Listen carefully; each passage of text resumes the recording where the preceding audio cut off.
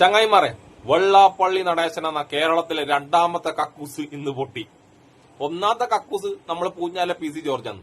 അതിനൊപ്പം തന്നെ അതിനെ തോപ്പിക്കുമെന്ന് പറഞ്ഞുകൊണ്ട് കാലാകാലങ്ങളായി മത്സരിക്കുന്ന രണ്ടാമത്തെ കേരളത്തിലെ കക്കൂസാണ് വെള്ളാപ്പള്ളി നടേശൻ. മൂപ്പറിന്ന് അതിശക്തമായി പൊട്ടി. നിങ്ങൾക്ക് വിദ്യാലയം വേണോ കള്ളുഷാപ്പ് വേണോന്ന് ചോദിച്ചപ്പോ എനിക്ക് കേരളത്തിലെ മൊത്തം കള്ളുഷാപ്പ് മതി, പഠിച്ചിട്ട് എന്താ കാര്യം എന്ന് വെച്ചിട്ട് കേരളത്തിലെ മൊത്തം കള്ളുഷാപ്പ് എടുത്ത് കോടീശ്വരനായി. കോടീശ്വരൻ എന്ന് പറഞ്ഞാല് അതിലേറെ കള്ളപ്പണമുള്ള കോടീശ്വരനായ വെള്ളാപ്പള്ളി നടേശൻ ഇന്ന് വിദ്യാലയങ്ങൾക്ക് വേണ്ടി കരയുകയാണ്. മകനെ കേന്ദ്രത്തിൽ ബി.ജെ.പിന്റെ അപ്പുറവും വിട്ടിട്ട് ഇയാൾ കേരളത്തിൽ ഇപ്പൊ CPM-ന്റെ അപ്പുറാണ്. ഇനി CPM അല്ല കോൺഗ്രസ് ഭരിക്കുന്നെങ്കിൽ കോൺഗ്രസിന്റെ അപ്പുറം കൂടി CPM-നെ കുറ്റം പറയും. ഇപ്പൊ CPM ആണെങ്കിൽ കോൺഗ്രസിനെ കുറ്റം പറയും. കേന്ദ്രത്തിൽ മോനെയാക്കി. അതെന്തിനാണെന്നറിയാം? കേന്ദ്രത്തിൽ ED-നെയും പേടിക്കണ്ട, കേരളത്തിലെ വിജിലൻസിനെയും പേടിക്കണ്ട, എക്സൈസിനെയും പേടിക്കണ്ട, ആരെയും പേടിക്കണ്ട. കട്ടിട്ടും പറ്റിച്ചും ഉണ്ടാക്കിയ പണവും കള്ളപ്പണവും പേടിക്കണ്ട. ഇയാളുടെ പീഡനത്താൽ ആത്മഹത്യ ചെയ്യപ്പെട്ട ഒരുപാട് ആൾക്കാരുണ്ട്, അവരുടെ കേസും പേടിക്കണ്ട. സേഫ്. പക്ഷെ വായിന്ന് വരുന്നതാണെങ്കിൽ കക്കൂസ് തോറ്റുപോകുന്ന അത്രയും മാലിന്യം. ഇന്ന് കേരളത്തിലെ രണ്ടാമത്തെ കക്കൂസായ വെള്ളാപ്പള്ളി പൊട്ടിയെന്ന് നമുക്ക് കാണാം. ഇപ്പോ കാന്തപുരം എന്താ പറയണ? ഇപ്പൊ കാന്തപുരം പറയണത് നോക്കി ഭരിച്ചാൽ മതി കേരള ഗവൺമെന്റ് എന്ന നിലയിലേക്ക് എത്തില്ലേ? മനുഷ്യ, നിങ്ങളാ വൃത്തികെട്ട വായന കൊണ്ട് കാന്തപുരം എന്ന നല്ല വാക്ക് ഉച്ചരിക്കാൻ പോലും അവകാശമില്ല നിങ്ങൾക്ക്. ആ മനുഷ്യൻ ഇപ്പൊ എവിടെ കിടക്കുന്നു? നിങ്ങൾ അവിടെ കിടക്കുന്നു. ആ കാന്തപുരം എന്ന മനുഷ്യൻ മലയാളികളുടെ മനസ്സിലാണുള്ളത്. നിങ്ങൾ വെള്ളാപ്പള്ളി നടേശൻ എന്ന മനുഷ്യൻ നിങ്ങൾ മലയാളികളെ കുണ്ടിയിലുള്ള ആ ഒരു ബോധം നിങ്ങൾക്ക് വേണം കേട്ടാ. എന്നിട്ട് ആ വൃത്തികെട്ട വായിൽ കാന്തപുരം ഒന്ന് ഉച്ചരിക്കുന്നു. നാണമില്ലേ നിങ്ങൾക്ക്? കോടതിയുടെ അടിസ്ഥാന നിർദ്ദേശപ്രകാരം അതൊന്ന് ക്രമീകരിച്ചപ്പോൾ ഉടനെ സമസ്ത പറഞ്ഞെന്താണ്?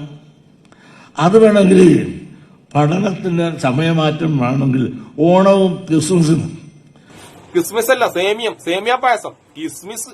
ഇയാള് പറയുമ്പോ വേറെ ഒരു കാര്യം ക്ലിയർ ആണെന്നെങ്കിലും ഇയാളെ വായിന്ന് വരുന്ന വർഗീയത വളരെ കറക്റ്റ് ആയിരിക്കും.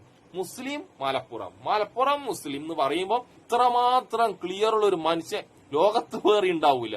വർഗീയവാദി, കിസ്മിസ്. തന്നെ നമ്മുടെ നിയോജകമണ്ഡലങ്ങളിൽ നോക്കിയപ്പോൾ ആലപ്പുഴ 2 കുറഞ്ഞ്. അതായത് പ്രൊഡക്ഷൻ കുറച്ച് സ്ത്രീകളും പുരുഷനോട് ചേർന്ന് നമ്മളില്ലേ ഹിന്ദുക്കളല്ലേ, ബോധപൂർവമല്ല. അപ്പോൾ ഞങ്ങളുടെ പ്രൊഡക്ഷൻ കുറഞ്ഞപ്പോൾ ജനസംഖ്യ കുറഞ്ഞ് 2 സീറ്റ് കുറഞ്ഞു. അതേസമയം മലപ്പുറത്ത് 4 സീറ്റ് അങ്ങ് കയറി. അപ്പോൾ വാശിയായിട്ട് അവർ പ്രൊഡക്ഷൻ കയറ്റി ജനസംഖ്യ കൂട്ടി. എങ്ങനെ നടക്കുന്ന കാര്യം? എല്ലാം മനുഷ്യങ്ങൾ എന്ത് വൃത്തികേടാ പറയുന്നത്. നിങ്ങൾക്ക് കഴിവില്ല എന്ന് വെച്ചിട്ട് മുസ്ലിങ്ങൾക്ക് കഴിവുള്ളത് നിങ്ങൾ തന്നെ കുറ്റം പറയുന്നത്. നിങ്ങളെ സമുദായത്തിൽപ്പെട്ട കുറച്ച് ആൾക്കാർക്ക് കള്ളു കൊടുത്തിട്ട് അവരെ സാമാൻ പൊന്താത്തത് കൊണ്ട് നിങ്ങൾ മറ്റുള്ളവരെ കുറ്റം പറയില്ല. പിന്നെ നിങ്ങൾ ഈഴവരെയും മൊത്തം ഹിന്ദുക്കളെ അതിൽപ്പെടുത്തല്ല കേട്ടാ. നമുക്കെല്ലാം നല്ല കഴിവുണ്ട് കേട്ടാ. നിങ്ങൾക്ക് സാമാൻ പൊന്താത്തതിനും നിങ്ങളെ കൂടിയുള്ള കുറച്ച് ആൾക്കാരെ സാമാൻ പൊന്താത്തതിനും കുട്ടികൾ ഉണ്ടാകാത്തത് നിങ്ങൾ ആ മുസ്ലിങ്ങളെ പറയല്ല. നിങ്ങൾ മുസ്ലിങ്ങളെ കളിയാക്കാൻ പറയുമ്പോ മൊത്തം ഈഴവനും മൊത്തം ഹിന്ദുവിനും അത് ഏൽക്കുന്നു. അവർ കുറച്ചൊരു ബോധം വേണം കേട്ടോ നിങ്ങൾക്ക്. വിടാ, നിങ്ങൾക്ക് നിങ്ങളെ മോനും ഇല്ലാത്ത കഴിവ് മൊത്തം മനുഷ്യന്മാരെ മേത്ത് അടിച്ചേൽപ്പിക്കുന്നതിന് വേറെ വാക്കായതിന് പറയണ്ടട്ടാ. കഴിവ് വേണോ? കഴിവ് കുറച്ച് നല്ലതിന് ഉണ്ടാക്കണമെങ്കിൽ കുറച്ച് കഴിവ് വേണം. അതുകൊണ്ട് ഹിന്ദുക്കളെയും ഈഴവരെയും നിങ്ങൾ അതിൽ പെടുത്തേ വേണ്ട. നിങ്ങൾക്കും നിങ്ങളെ കൂടി കള്ളു കുടിക്കുന്ന ടീമിനും അതിനുള്ള കഴിവുണ്ടാവില്ല. അതുകൊണ്ട് മറ്റുള്ളവരെ മൊത്തത്തിൽ അതിൽ പെടുത്തല്ല കേട്ടാ. കൊണ്ട് പൊന്ന് പെങ്ങന്മാരെ പ്രൊഡക്ഷൻ കുറയ്ക്കല്ലേ, പണി പോക്കാണ്. നമ്മൾ വലിയ ആദർശം പറഞ്ഞ് വെള്ളത്തിലാകുന്ന രീതിയിലാണ് പോകുന്നത്. സ്വന്തം കഴിവുള്ള ഒരാള് പറയുമ്പം അവിടെ കിടന്ന് കൈയടിക്കുന്ന പെങ്ങന്മാരെ ആങ്ങളമാരെ നിങ്ങൾക്ക് ഉളുപ്പുണ്ടാ? നിങ്ങൾക്ക് കഴിവില്ല എന്നാണ് അയാള് പറയുന്നത്. നിങ്ങൾ എഴുന്നേറ്റ് നിന്ന് അയാളോട് പറയണ്ടേ, എടോ തനിക്കും തന്റെ മകനും കഴിവില്ല വെച്ചിട്ട് അതിൽ നമ്മളെ കൂട്ടണ്ടാന്ന് അവിടെ ഇരിക്കുന്ന ആങ്ങളമാറും പെങ്ങളമാറും എഴുന്നേറ്റ് പറയണ്ടേ? അയാള് പറയുന്നതിന് കൈയടിക്കാൻ നിങ്ങൾക്ക് കുറച്ച് ഉളുപ്പില്ലാണ്ടായിപ്പോയാ. ഇങ്ങനെയൊക്കെ അടിമകളായി ജീവിച്ചിട്ട് എന്ത് കാര്യടോ? അയാൾ എന്ത് പറഞ്ഞാലും തങ്ങൾക്കെതിരെയാണ് അയാൾ പറയുന്നെങ്കിലും അത് മനസ്സിലാക്കാനുള്ള ബോധം പോലും ഇല്ലാണ്ട് ഇങ്ങനെ അടിമകളായി കൈയടിക്കേണ്ട അവസ്ഥ. നമുക്ക് ഇയാൾ അടുത്ത വർത്തമാനം കേൾക്കാം. നായാടി തൊട്ട് നസ്രാണി വരെയുള്ള ഒരു കൂട്ടായ്മയാണ് വർത്തമാനകാലത്ത് അനിവാര്യമായിട്ടുള്ളത്. ആ കൂട്ടായ്മ ശക്തമാക്കാൻ പ്രത്യേകിച്ച് കോട്ടയത്തിലേറി. കാരണം നമുക്ക് അവർ നസ്രാണികളൊരു വെല്ലുവിളിയല്ല. അവർ കൂടെ നിന്നുകൊണ്ട് ഒരുപാട് കാര്യം അവർ ഒന്നിച്ചു നിന്ന് ഒരുപാട് കാര്യം സാധിച്ചിട്ട് പോയിട്ടുണ്ട്. നസ്രാണികളെ നിങ്ങളെ നല്ലത് പറഞ്ഞല്ലേട്ടാ, നസ്രാണികൾ ഇയാളപ്പുറം കൂടിയിട്ട് ഒരുപാട് കാര്യങ്ങൾ നസ്രാണികൾ നേടിയെടുത്തിട്ടുണ്ടെന്ന് ഇയാൾ പറയുന്നത്. അല്ലാണ്ട് നസ്രാണികളെ നല്ലതല്ല പറയുന്നത്. ഇയാളെ പറ്റിച്ചിട്ട് നസ്രാണികൾ അടിച്ചെടുത്തിട്ടുണ്ടെന്നാണ് ഇയാൾ പറഞ്ഞതിന്റെ കാര്യം കേട്ടാ. അത് മനസ്സിലാക്കണമെങ്കിൽ ഇയാൾ അടുത്ത പറയുന്ന ഡയലോഗും കൂടി കേൾക്കണം.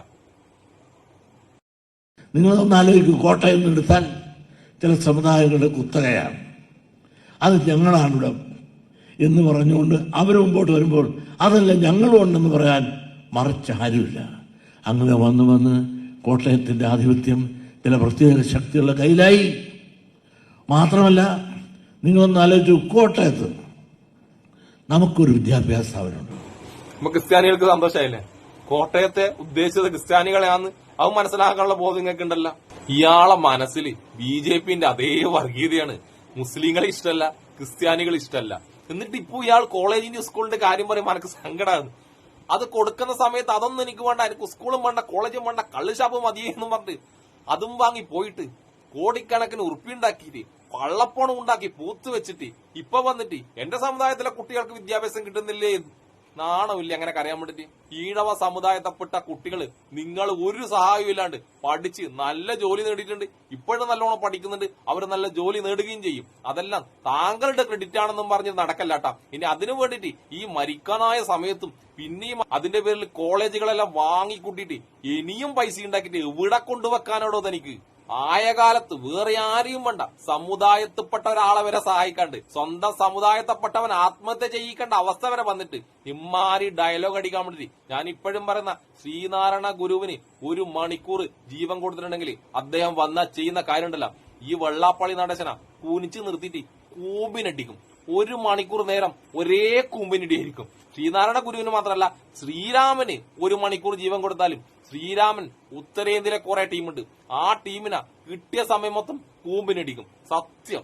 അതുകൊണ്ട് വെള്ളാപ്പള്ളി നടേശ ശ്രീനാരായണ ഗുരുവിന് ഇനി 1 മണിക്കൂർ ഭൂമിയിൽ വരാനുള്ള അവസരം നിങ്ങൾ കൊടുക്കാൻ പാടില്ല. അങ്ങനെ ശ്രീനാരായണ ഗുരു വന്നിട്ടുണ്ടെങ്കിൽ നിങ്ങളെ കൂമ്പിടിച്ച് തകർത്തിട്ട് അതോടുകൂടി നിങ്ങൾ കുണ്ടിയിലൂട്ട വിടുന്ന സാധനം വായിലൂട്ട വിടുന്ന പരിപാടി നിർത്തും. PC ജോർജിന്റെ അതേ പരിപാടിയാണ്. ബേക്കിലൂട്ട വിടുന്ന സാധനം വായിലൂട്ട വിടുന്നത്. അത് നിങ്ങൾക്ക് നിർത്തുന്നതാണ് നല്ലത്. ഈ കൂതറ വെള്ളാപ്പള്ളി നടേശന നമുക്കിനി നന്നാക്കാനേ കഴിയില്ല. ഈ മനുഷ്യനി ദൈവം വന്ന് വിളിച്ചിട്ട് പോകുന്നതല്ലാണ്ട് നമ്മളെ കണ്ട് യാതൊന്നും ചെയ്യാൻ കഴിയില്ല എന്ന് വളരെ സങ്കടത്തോടു കൂടി അറിയിക്കുന്നു. അപ്പൊ എന്നെ ഇഷ്ടപ്പെടുന്ന എല്ലാവർക്കും എന്റെ ഒരു നല്ല സുലാൻ.